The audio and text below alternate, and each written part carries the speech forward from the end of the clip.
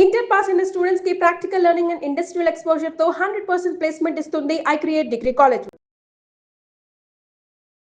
నమస్తే, welcome to I dream. నేను మీ anchor Pratyusha. గత 4 రోజులుగా సోషల్ మీడియా ఓపెన్ చేస్తే చాలు ఈశ్వర్ సాయి, మాధురి రాథోడ్ వీళ్ళిద్దరి ఇష్యూనే హల్చల్ రేపుతుందన్నమాట. సో దీని గురించి చాలామంది నెటిజన్లు వాళ్ళకు తగ్గట్టు సపోర్ట్ చేస్తూ కొంతమంది నెగిటివ్గా ట్రోల్ చేస్తూ కొంతమంది వాళ్ళ వైఫ్కి, ఈశ్వర్ సాయి వైఫ్కి సపోర్ట్ చేస్తున్నారు, కొంతమంది మాధురి రాథోడ్కి సపోర్ట్ చేస్తున్నారు. అండ్ రీసెంట్గా ఈశ్వర్ సాయి ఒక ఇంటర్వ్యూ ఇవ్వడం కూడా జరిగింది, అలాగే ఈశ్వర్ సాయి వైఫ్ కూడా ఒక ఇంటర్వ్యూ చేయడం జరిగింది. దాంతోపాటు ఈరోజు ఈశ్వర్ సాయి తన పర్సనల్ ఇన్స్టాలో ఒక వీడియో కూడా రివీల్ చేశారు.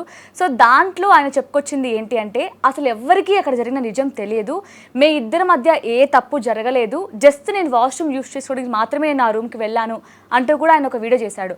సో ఈ వీడియో తర్వాత నెగిటివిటీ చాలా పెరిగిపోయింది. మేమేమైనా పిక్చర్లుగా కనిపిస్తున్నామా అంటూ కూడా జనాలు ట్రోల్ చేస్తున్నారు. సో ఈ ఇష్యూ గురించి మనతో మాట్లాడడానికి శేఖర్ భాష గారు ఉన్నారు. సో మాట్లాడదాం, మరిన్ని విషయాలు తెలుసుకుందాం. హాయ్ శేఖర్ భాష గారు, ఎలా ఉన్నారు? సో ఈశ్వర్ సాయి, మాధురి రాథోడ్ ఈ వీళ్ళిద్దరి సంఘటన గురించి మాట్లాడితే, సో అందరూ వాళ్ళ పర్సనల్ ఒపీనియన్స్ గురించి మాట్లాడారు. అసలు మెయిన్ క్వశ్చన్ మార్క్ ఏంటంటే, పెద్ద క్వశ్చన్ మార్క్ ఇందులో, అసలు డోర్ ఎవరు ఓపెన్ చేశారు? సో స్టార్టింగ్ నుంచి మాట్లాడదాం. అసలు దీని గురించి మీకేం అవగాహన ఉంది, ఒకసారి ఎక్స్ప్లెయిన్ చేస్తారా? నాకు కొంత ఇంటర్నల్ ఇన్ఫర్మేషన్ ఐడియా ఉంది. సో చాలా మంది అనుకుంటున్నట్టుగా వాళ్ళ ఆవిడ ప్లాన్ చేసింది మాత్రం కాదు. ఇది జనరల్గా ఎలా జరుగుతుందంటే, ఎప్పుడన్నా పతి పత్ని ఎవరు అనే విషయం జరిగినప్పుడు పత్నికి కనుక డౌట్ వచ్చి భార్య ఒక డిటెక్టివ్ ఏజెన్సీని అప్రోచ్ అవుతారు. డిటెక్టివ్ ఏజెన్సీ ఏం చేస్తారంటే, వాళ్ళని ఫాలో అవుతుంటారు, వీళ్ళ మధ్య జరుగుతుందా లేదా అనేది అన్ని రకాలుగా కంప్లీట్ పక్కా ఇన్ఫర్మేషన్ ఉంటే అప్పుడు వాళ్ళు ఏం చేస్తారంటే, అవును ఇప్పుడు ఏం చేయాలి అంటే, ఫైనల్గా డిటెక్టివ్ ఇన్ఫర్మేషన్ వాళ్ళు చెప్పేది ఏంటంటే, అమ్మా ఇది ప్రస్తుతం లీగల్, దీనికి మనం ఏం చేయలేము, కానీ మీరు రెడ్ హ్యాండెడ్గా పట్టుకొని గట్టిగా వాళ్ళని అదిలించవచ్చు. సో ఆ కోణంలో మా అయితే ఇక్కడ వ్యభిచారం జరుగుతుంది అనే కేసులో కూడా పోలీసులు పెట్టి వాళ్ళని బెదిరిస్తారు జనరల్గా. అంటే చట్టం ఎప్పుడో చేతులు ఎత్తేసింది, మీరు ఏమైనా చేసుకోండి, మాకు సంబంధం లేదు, దీంట్లో తప్పులు శిక్ష కాదని. బట్ స్టిల్ పోలీసులు ఇది చేస్తారు. ఎందుకు చేస్తారంటే, ఒక భార్య జీవితం నాశనం కాకుండా ఉండాలంటే, ఇప్పుడు ఆవిడ మోజులో పడి మొత్తం ఆస్తంతా దారాదత్తం చేసి పిల్లల్ని వదిలేసి తిరుగుతుంటే ఏమవుతుంది, ఈవిడ జీవితం నాశనం అయిపోతుంది. ఇప్పుడు రేపు కోర్టులోకి వెళ్ళినప్పుడు విడాకులు చేసుకుంటే ఈవిడికి భరణము, మెయింటెనెన్స్ ఇవన్నీ రావాలంటే ఈవిడ అడల్టరీ ప్రూవ్ చేయాలి. ఆయన ఏదో ఫ్రెండ్షిప్లో ఉన్నాను ఇలా చెప్పి కవర్ చేస్తారు చాలాసార్లు, ఏవో ఫోటోలు చూపించిన అతను మాత్రం, ఇవి షూటింగ్లో దిగిన ఫోటోలు క్లోజ్గా ఉన్నవి ఇలా చెప్పి మేనేజ్ చేస్తారు. సినిమా వాళ్ళకి ఒక ఛాన్స్ ఉంటుంది కదా అది. బట్ రెడ్ హ్యాండెడ్గా పట్టుకుంటే ఏమవుతుందంటే, డైవర్స్కి it will become a ground. చాలా ఈజీ అయిపోతుంది డైవర్స్ రావడం. ఇప్పుడు ఈ సిచ్యువేషన్ ఏదైతే జరిగిందో, this is in the notice of police. ఇది రివర్స్లో కూడా జరుగుతుంది చాలాసార్లు. భర్త మీద కేసు పెట్టి భార్య రెగ్యులర్గా మెయింటెనెన్స్ తీసుకుంటూ ఉంటుంది, 30,000 40,000 తీసుకుంటూ ఉంటుంటే భర్త కూడా ఏం చేస్తాడు, డిటెక్టివ్ ఏజెన్సీని అప్రోచ్ అవుతాడు. వాడు తిరిగి ఈ అమ్మాయి ఎవరితోనైనా ఉందా అనేది కనిపెట్టి రెడ్ హ్యాండెడ్గా హోటల్లోనో లేకపోతే ఎక్కడో వీళ్ళు పట్టుకుంటారు. ఆ సిచ్యువేషన్లో పోలీసులు కూడా ఉంటారు. వాళ్ళ స్టేట్మెంట్స్ తీసుకున్న తర్వాత this will become a ground for him. ఏంటి, రేపటి నుంచి మెయింటెనెన్స్ ఇవ్వక్కర్లేదు, ప్రతి నెల 30,000-40,000 ఇచ్చేవాడు, ఇప్పుడు ఇవ్వాల్సిన పని ఉండదు. అంతేగాని వాళ్ళని ఏం శిక్షించలేము. ఇది జరిగేది. రేపు ఆ అమ్మాయి జీవితం సెక్యూర్డ్గా ఉండాలి అంటే ఇదే సొల్యూషన్. ఇది పోలీసులు చేసే ప్రొసీజర్. ఇలానే అనుకుంటే, ఒకవేళ వాళ్ళ వైఫ్ ఇదే ఉద్దేశంతో రెడ్ హ్యాండెడ్గా పట్టుకొని వీడియో తీసి సోషల్ మీడియాలో పెట్టింది అనుకుందాం. సో డివైస్ కోసం ప్లాన్ చేస్తూ ఉంటే, మరి ఎందుకు పట్టుకోగానే వెంటనే వచ్చిన తర్వాత అసలు నా హస్బెండ్ ఏమంటారు, రామచంద్రుడు, అసలు తాగుడు అలవాటే లేదు, వీళ్ళే అలవాటు చేశారు, చాలా మంచోడు, నన్ను ఏమంటారు పాపలాగా, చిన్న పాపలాగా, బేబీలాగా చూసుకునేటోడు పువ్వులో పెట్టుకొని అని చెప్పింది. అసలు ఆల్ ఆఫ్ సడన్ ఇప్పుడు డౌట్ అంతా వాళ్ళ వైఫ్ మీదే వస్తుంది. అసలు ఏంటి ఆవిడ ఎందుకు పట్టుకోవాలి, అంత అగ్రెసివ్గా ఎందుకు బిహేవ్ చేయాలి, వచ్చి మళ్ళీ నా హస్బెండ్ మంచోడు ఎందుకు అనాలి, అండ్ ఇప్పుడు కలిసి ఉంటామంటుంది. సో ఎవరైనా సరే అంత దారుణం చూసిన తర్వాత హస్బెండ్కి సపోర్ట్ చేసేదంటే కొంచెం తక్కువ. లేదండి, పెళ్ళైన మహిళ ఇలా ఆలోచించదు. పిల్లలు, సంసారం దీనికోసమే ఆలోచిస్తారు. మీరు అంతెందుకు జానీ మాస్టర్ ఇష్యూ తీసుకున్నా కూడా, అంత జరిగినా కూడా జానీ మాస్టర్ వెనకాలే ఉంది ఆవిడ. సో మన దేశంలో సరే మగవాడు అప్పుడప్పుడు ఇటువంటివి తప్పులు చేసినా తప్పే, దాని కానీ చాలామంది మహిళలు సంసారాన్ని నిలబెట్టుకోవడం అనే కోణంలో వాడిని వెనకేసుకొని వస్తారు, వాళ్ళతో ఉండాలనుకుంటారు. బట్ అదే రివర్స్లో జరిగితే చాలాసార్లు మగాళ్ళు చంపేసిన దాఖలాలు ఉన్నాయి. ఇంకా జీవితంలో ముఖం చూడు, తర్వాత ప్రపంచంలో కూడా పరుగు పోద్ది. ఇటువంటి దాంతో ఉంటున్నావా నువ్వు అనే కోణంలో మొహం మీద వాడికి అవమానం జరుగుతుంది అనే కోణంలో ఉంటుంది. బట్ ఆడవాళ్ళు దీన్ని పెద్ద అవమానంగా తీసుకోరు. నీ మొగుడు దాంతో తిరిగాడు, దీంతో తిరిగాడు, అవును నా మగాడు నా మొగుడు, వాడికి అట్రాక్షన్ ఉంది, ఏదో చెప్పుకుంటారు. ఈ కోణంలో ఆవిడ అలా ఎందుకు చేసిందంటే ఆవిడ అడిగిన క్వశ్చన్స్ కూడా జనరల్గా ఎప్పుడన్నా సరే అటువంటి క్వశ్చన్, నువ్వు ముద్దు పెట్టావా, అంత ఉన్నావా, ఇటువంటివన్నీ అంటే ఆవిడ ఎంత లోపల ఇంటర్నల్గా ఎంత బర్న్ అయితే కానీ రావు. ఆవిడకి ఇన్నాళ్ళు డౌట్ ఉంది, అది నిజం అనేది ఆ రోజున కన్ఫర్మ్ అయ్యేటప్పటికి బర్స్ట్ అయ్యి వచ్చినాయి. కాకపోతే ఆ వీడియో తీసే అమ్మాయిని గురించి చాలా మంది మాట్లాడుతున్నారు, ఈవిడికన్నా ఇది ఎక్కువ చేస్తుంది కదరా అని చెప్పి. బట్ విషయం ఏంటంటే this is a guided operation. ఇది ఇలా చెప్పాలి, ఇలా చెయ్యాలి, ఒకళ్ళు గట్టిగా మాట్లాడాలి. పోలీసులు ముందుగానే చెప్తారు ఇలా చెయ్యాలమ్మా, మొత్తం బహిర్గతం చెయ్యాలి. చాలామంది ఏమంటారు, ఈ వీడియో తీసుకొని వాళ్ళని బెదిరించి చేస్తే సరిపోతుంది కదా, వాళ్ళ జీవితాలు నాశనం చేయడం ఎందుకు అని చెప్పంటారు. కానీ అది కరెక్ట్ కాదు. బెదిరించడం అనేది బ్లాక్మెయిల్ కిందకి వస్తుంది. That's N offence. సో ఇది పెట్టుకొని నువ్వు అలా చేయకు ఇలా చేయకు అంటే రేపు ఆ అమ్మాయి వెళ్ళి ఏమై నా ఫోటోలో వీడియోలో పెట్టుకొని బ్లాక్మెయిల్ చేస్తుంది, డబ్బులు అడుగుతుందో లేకపోతే అని చెప్పింది అనుకో, షీల్ బీన్ సూప్. చాలా పెద్ద నేరం అది. అందుకని నేను ఆన్ ద స్పాట్ నిలబెట్టు, కడిగి, ఏం తప్పులేదు. అమ్మాయిని తిట్టు, కొట్టు, 4 చెప్తారు. ఇది పోలీసులే చెప్తారు, నువ్వు 4 కొట్టు, తప్పులేదమ్మా, ఏం కేసు కాదు నీ మీద, ఎందుకంటే అది ఆవేశంలో నువ్వు చేస్తున్న పని, ఒకవేళ అది నిజమైతే.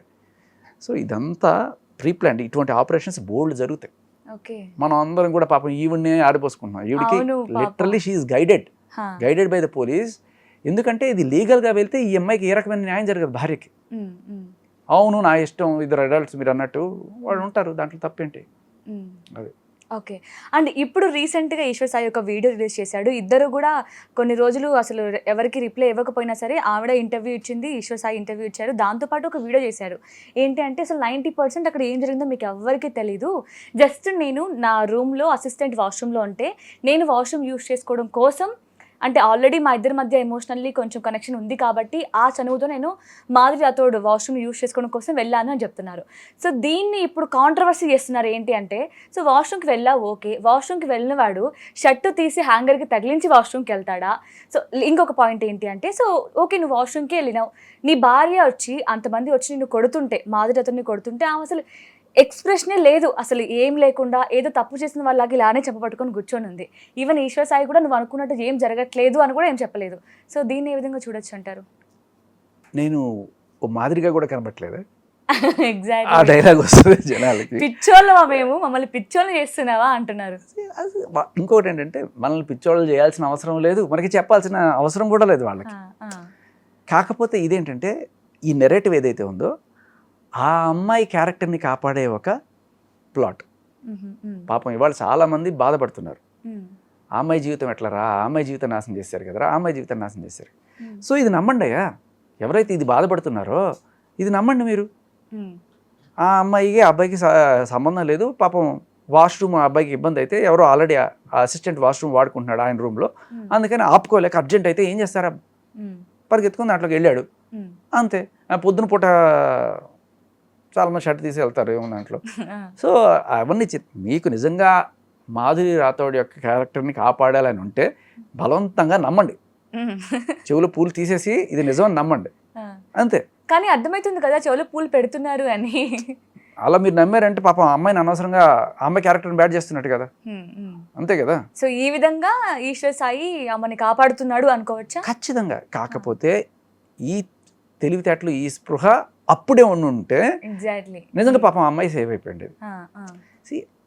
పాపం ఏం లేదు, కరెక్ట్గా చెప్పాలంటే ఎవరు చేసుకున్న పాపానికి వాళ్ళు అనుభవిస్తారు. ఇప్పుడు అందరూ మాధురి రాథోడ్ పాపం ఏమైపోతుందా అంటే ఆమెకు తెలీదా? ఆమెకి ఇప్పుడు పెళ్ళిడు వచ్చిందంటే ఏది కరెక్ట్ కాదు, ఒక వైఫ్ ఉంది, పిల్ల చిన్న బాబు ఉన్నాడు, ఇది చేస్తుంది కరెక్టా కాదని ఆమె ఆలోచించినప్పుడు వీళ్ళెందుకు ఆలోచిస్తున్నారు ఆమె గురించి? మంచి ప్రశ్న అమ్మా.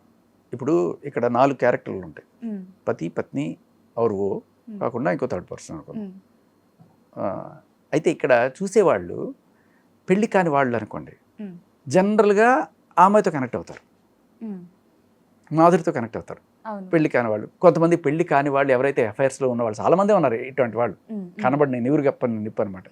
చాలామంది అంకుల్స్తో సంబంధాలు పెట్టుకున్న వాళ్ళు ఉన్నారు, పెళ్ళైన హీరోలతో సంబంధాలు పెట్టుకున్న హీరోయిన్లు ఉన్నారు, బోల్డ్ మంది ఉన్నారు. అలాగే వెళ్ళాలనుకునే వాళ్ళు కూడా, ఇటువంటి రిలేషన్లోకి వెళ్ళాలనుకునే వాళ్ళు కూడా అవును అది ఆర్టు, అలా తప్పట్టేస్తారండి అని ఫీల్ అయ్యే వాళ్ళు ఉంటారు. సో ఈ కామెంట్స్ అన్నీ ఎక్కడి నుంచి వస్తున్నాయంటే you will identify you with either one of them. ఆ భర్తతో ఐడెంటిఫై చేసుకున్నాను అనుకో, అది కూడా అనుకో, అరే మగాడ్రా భయ్, అమ్మాయి వచ్చి మీద పడితే వీడు మాత్రం ఎలా ఊరుకుంటాడు, అదే కదా వాళ్ళ వైఫ్ అంటుంది ఇప్పుడు. అది ఒక డైలాగ్ కూడా ఉంది కదా, వలచి వచ్చిన వనితను ఏలుకోలేని నీవు ఒక మగవాడు వినరా అని చెప్పి, లేకపోతే నువ్వు 0.5 లేకపోతే ఇది అని చెప్పి తిడతారు కదా. సో ఎవడు మగాడ్రా భయ్ అనే కోణంలో వాడు సపోర్ట్ చేసుకుంటాడు. అబ్బా నువ్వు సూపర్ అన్నా అని చెప్పి, నువ్వు ఒక ఆర్గానిక్ ఇన్స్పిరేషన్ అన్నా వాడిని సపోర్ట్ చేసే వాళ్ళు ఉంటారు. అలాగే ఇలాగ ఆడపిల్లలు జనరల్గా బయటపడరు, కానీ చాలామంది ఇటువంటి అఫైర్స్లో ఉన్నవాళ్ళు, వెళ్ళాలనుకునే వాళ్ళు కూడా ఈవెంట్ సపోర్ట్ చేస్తారు. కానీ నిజానికి ఏంటి, ఇద్దరు చేసింది తప్పే. ఇప్పుడు ఇద్దరు దొంగతనం చేసిన తర్వాత ఎవడైతే ఇంట్లో దొంగతనం జరిగిందో వాడు కదా బాధితుడు, వాడి తరపున కదా మనం నిలబడాలి. మీరేమంటున్నారు, అరే పాపం దొంగతనం చేసుకుంటే బయట పెడతారా, వాడి జీవితం వాడి కెరీర్ ఏమైపోవాలి, సూసైడ్ చేసుకుంటే ఎవరిది రెస్పాన్సిబిలిటీ. మరి దొంగతనం చేస్తే వాడిని బయట పెడితే వాడు సూసైడ్ చేసుకుంటే వాడి రెస్పాన్సిబిలిటీ. ఎవడి రెస్పాన్సిబిలిటీ, ఆవిడ రెస్పాన్సిబిలిటీయే. ఈయన సూసైడ్ చేసుకుంటే ఈయన రెస్పాన్సిబిలిటీయే. బయట పెట్టిన వాళ్ళది తప్పు కాదు. మీరేదో అదో పని చేశారు, అది నేను బయటకు చూపించాను, సూసైడ్ చేసుకుంటే అది నీ తప్పు. ఇప్పుడు చాలా మంది అంటే మేము దొంగతనం చేస్తాము కానీ మీరు బయట చెప్పకూడదు, అదే వాళ్ళు ఇచ్చే మెసేజ్.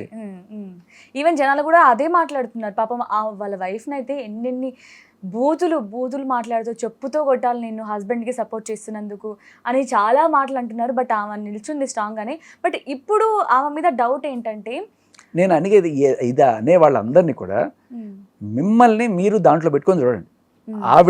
ఆవిడ గనక మీరైతే మీరేం చేస్తారు?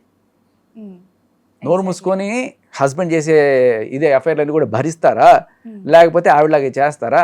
అలాగే ఆవిడనే సరే హస్బెండ్ని కొట్టుకో, ఆవిడనే హక్కు నీకు ఎక్కడిది అంటే, ఎక్కడి నుంచి వస్తుంది హక్కు అంటే, ఈవిడితో చాలాసార్లు మాట్లాడింది వీళ్ళిద్దరు.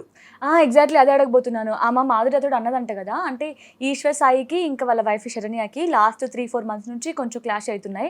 సో ఈ టైంలో మాధురి అతడే ఫోన్ చేసి మరి, ఈశ్వర్ చాలా మంచోడు, అలాంటోడు కాదు, నీ మీద చాలా ప్రేమ ఉంది, నీ గురించి బాధపడుతున్నాడు అని చెప్పి ఫోన్ చేసి మరి చెప్తుందంట కదా. సో ఇప్పుడు ఆల్ ఆఫ్ సడన్ చూస్తే ఒకే రూమ్ లో వీళ్ళిద్దరు కనిపిస్తారు. సో హక్కు ఎప్పుడు వస్తుంది అంటే, ఈవిడికి ఇప్పుడు అసలు కనెక్షనే లేని అమ్మాయి అనుకుందాం, ఏరా అని మొగుని కొట్టి ఆ అమ్మాయిని కూడా మోసం చేస్తున్నావు నువ్వు, ఆ అమ్మాయిని అన్యాయం చేస్తావు నువ్వు. ఎంతమంది ఆడపిల్లల జీవితాలతో ఆడుకుంటారా? పెళ్లి కాలేదని చెప్పేదానికి, ఇదిగో చూడండి వీడికి కొడుకున్నాడు, మీరు మోసపోకండి అని పాపం ఆవిడ కోణంలోనే మాట్లాడేవాళ్ళు. కానీ ఎప్పుడైతే నీకు పెళ్ళయింది, పిల్లలు ఉన్నాడు అని తెలిసి నాతో మాట్లాడుతూ నా వెనకాలే గోతులు తవ్వేవు చూడు, అప్పుడు నువ్వు యువర్ లైక్ ఒక దెబ్బకి, ఒక తిట్టుకి యువర్ హరాలే ఖచ్చితంగా. తెలిసి ఒక కాపురానికి. అంటే ఇప్పుడు చాలా మంది అసలు ఈశ్వర్ సాయి మాధురి అతడు ఇష్యూ అని మాత్రం ఆ కామెంట్స్ అంతా కూడా, నీకు మాధురికి పెళ్లి చేసే వరకు వదలంరా అనే కామెంట్ ఎక్కువ కనిపిస్తుంది. సో మీరేమంటారు, నిజంగానే వాళ్ళిద్దరికి పెళ్లి చేస్తేనే మాధురికి న్యాయం జరుగుతుంది అనిపిస్తుందా? అంటే దొంగతనానికి వచ్చిన వాడికి ఆస్తి అంతా రాసిచ్చేస్తే ఇది వాడే ఆస్తే కదా, వాడే దొంగతనం చేసుకున్నాడు అని టైప్లో అనమాట. వాడి ఇల్లు సార్, వాడు దొంగతనం చేసుకుంటాడు సార్, వాడి ఇల్లు వాడు ఏదైనా చేసుకుంటాడు సార్ అన్నట్టుంది. సో దొరికిపోయారు, దీని గురించి పెద్ద బాధపడాల్సింది కూడా ఏం లేదు. ఎందుకంటే ఇండస్ట్రీలో ఉండే వాళ్ళందరూ కూడా పవిత్రులు, పూజ్యులు వాళ్ళే ఉన్నారు. పాపం ఈవిడ ఒక్కటే ఇట్లాగా ఉండండి, లేకపోతే ఈశ్వర్ సాయో లేకపోతే వీళ్ళిద్దరు మాత్రమే పాపం ఇటువంటి వాళ్ళు. మిగతా వాళ్ళందరూ చాలా మన హీరోయిన్లు లేకపోతే ఇంకా సైడ్ ఆర్టిస్టులు అందరూ చాలా పవిత్రమైన వాళ్ళు వాళ్ళంతా. సో దీనికి నేను చెప్తాను, జాను లేడీ గారు సో రీసెంట్గా ఒక ప్రెస్ మీట్ పెట్టి, సో ఫోక్ ఇండస్ట్రీ అలాంటిది కాదు, మీరు చాలా తప్పుగా మాట్లాడిస్తున్నారు అని ఆమె వచ్చి మాట్లాడడం, అది వాళ్ళిద్దరు పర్సనల్ ఇష్యూని మీరు ఫోక్ ఇండస్ట్రీతో కలపకూడదు అని చెప్తున్నారు. సో దీని కింద కామెంట్స్ ఏంటి అంటే, సో మాధురి రాథోడ్ దొరికి దొంగైంది, నువ్వు దొరైతున్నావు అని చాలామంది అంటున్నారు. సో అంటే దీన్ని ఏ విధంగా చూడొచ్చు అంటారు? ఇండస్ట్రీతో ముడిపెట్టడం తప్పు. ఏదైనా సరే ఇండస్ట్రీ ఆ పేరు ఏం చేసింది? జానపదం ఇండస్ట్రీలో మంచోళ్ళు ఉంటారు, చెడ్డోళ్ళు ఉంటారు. సరే ఇక్కడ ప్రాబ్లం ఏమవుతుందంటే, డ్యాన్స్ ఇండస్ట్రీలో ఎక్కువగా మీరు ఇంతకుముందు కేసు చూసినా కూడా జానీ మాస్టర్ కానీ ఇంకా కొంతమంది డాన్సర్స్ మధ్యలో ఈ ప్రేమలు చిగురించడానికి కారణం ఏంటంటే, వాళ్ళు ఫిజికల్గా ఇంటిమేట్ స్టెప్స్ చేయాల్సి వస్తుంది చాలాసార్లు. ఇలా పట్టుకోవడము, ఇట్లా మేబీ కొన్నిసార్లు కిస్సింగ్ సీన్లు ఇలాంటివి ఏమైనా ఉండొచ్చు.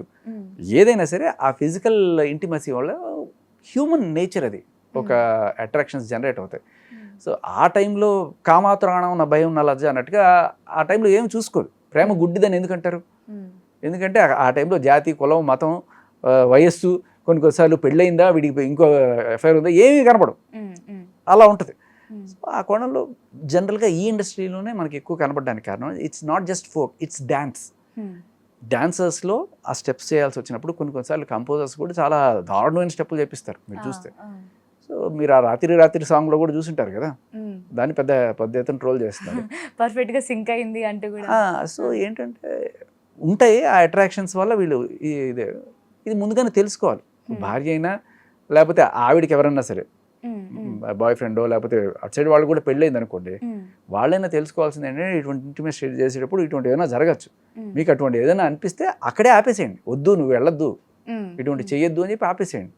ఎగ్జాక్ట్లీ. ఇప్పుడు చాలా మంది ఈ ప్రెస్ మీట్లో కూడా ప్రముఖ కొరియోగ్రాఫర్స్ ఉన్నారు, డాన్సర్స్ ఉన్నారు, ప్రొడ్యూసర్స్ కూడా ఆ రోజు ప్రెస్ మీట్లో ఉన్నారు. వాళ్ళు చెప్పింది ఏంటంటే ఇప్పుడు మీరు చేసిన ఈ వ్యాఖ్యల వల్ల అంటే ఫోక్ ఇండస్ట్రీలో ఇలాంటిది జరుగుతుంది అని వాళ్ళ వైఫ్ అన్నది కదా.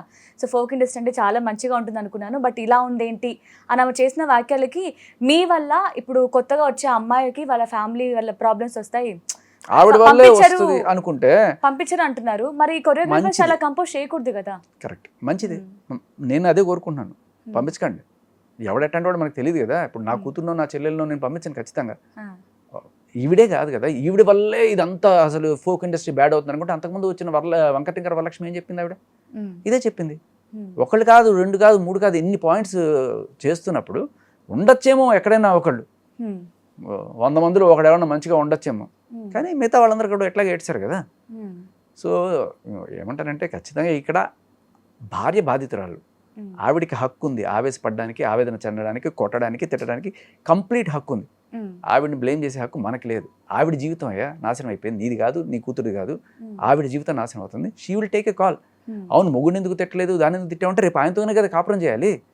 పిల్లోడికి తండ్రి కావాలి కదా, వాడు దూరం పెడితే పిల్లోడు ఏమైపోతాడు? నువ్వు వచ్చి పోషిస్తావా, ఆవిడ వచ్చి పోషిస్తుందా? ఈ కామెంట్లు పెట్టేవాళ్ళు ఖచ్చితంగా ఆవిడని దూరం పెట్టాలంటే 4 దెబ్బలు వేయాలి.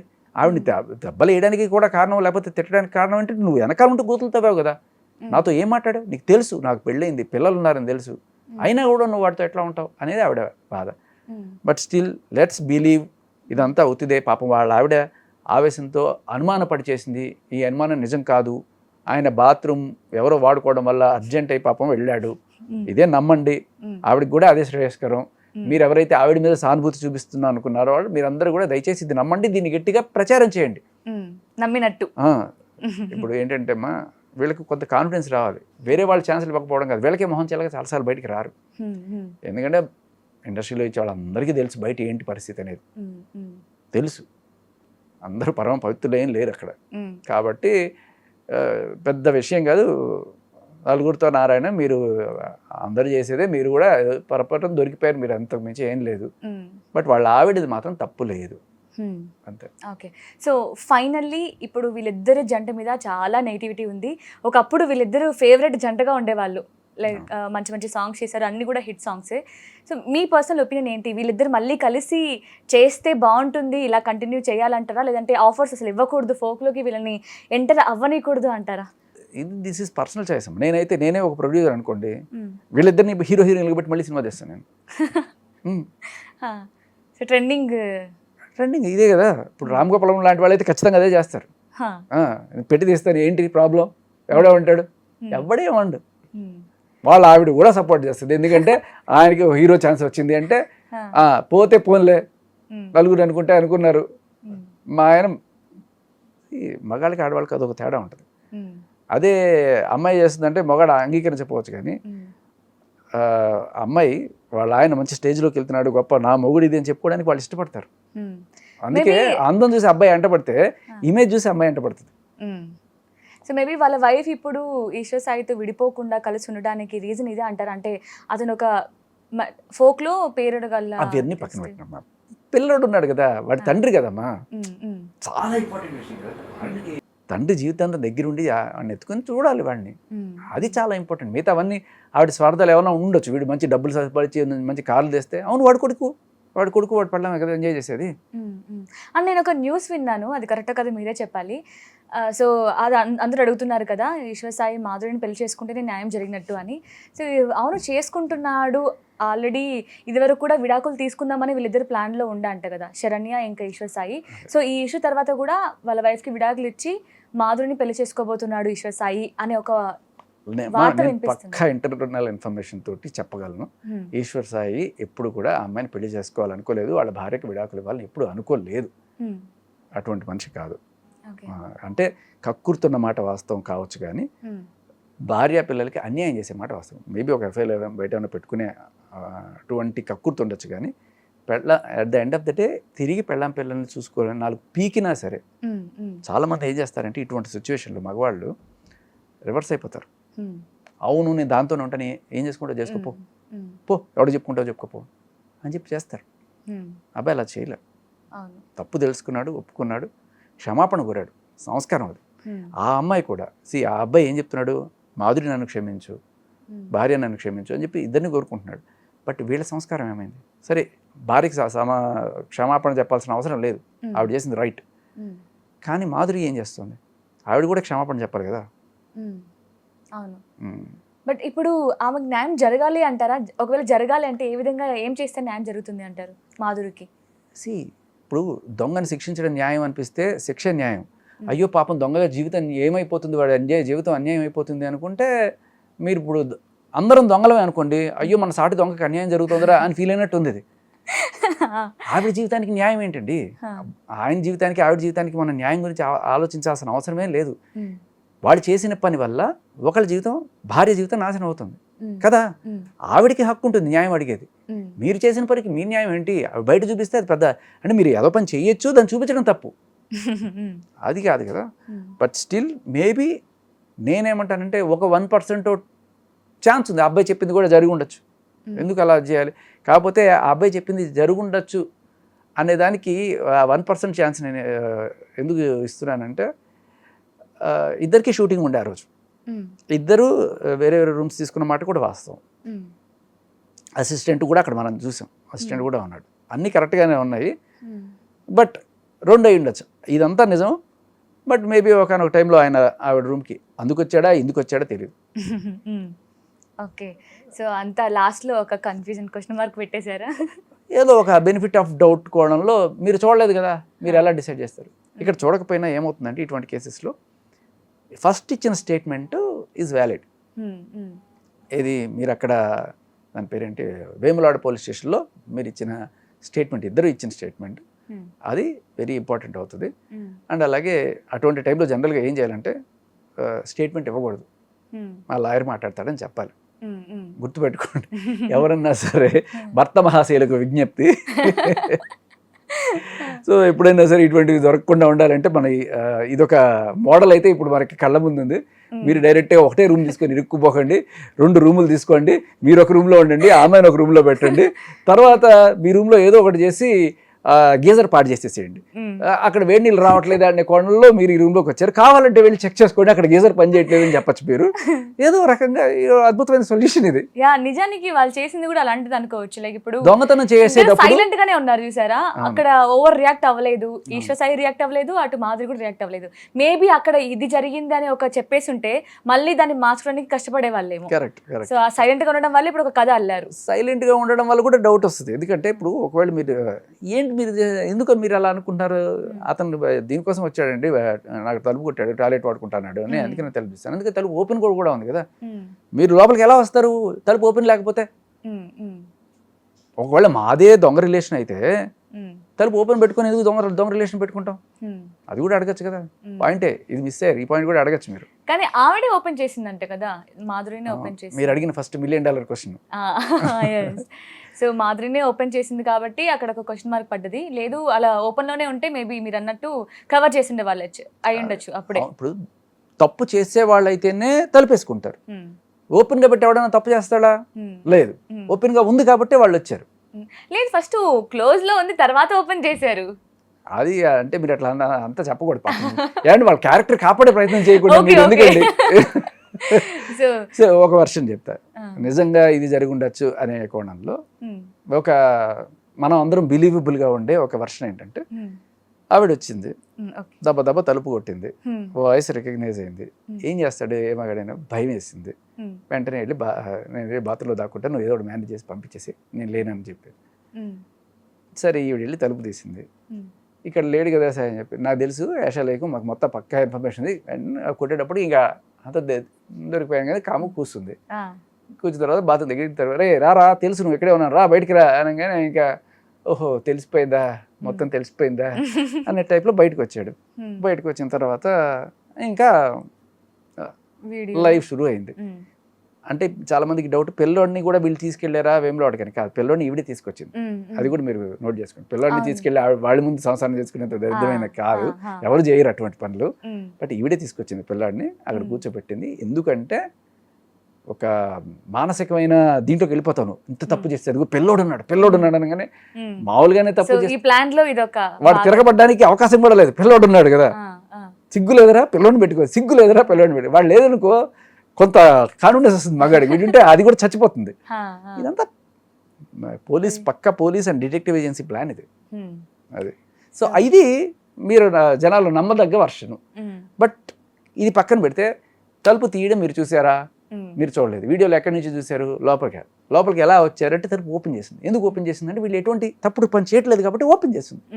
ఇప్పటికైనా మీరు అర్థం చేసుకోవాలి.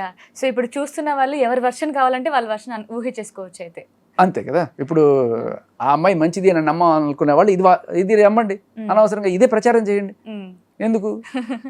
సో అదే అంటే మాధురి రాథోడ్ వైపు నిల్చున్న అంటే అబ్బాయిని తిడుతున్నారు చాలా మంది. ఆ అమ్మాయిని తిట్టేవాళ్ళు నాకు సర్ప్రైజింగ్ ఒక్కళ్ళు కూడా లేరు.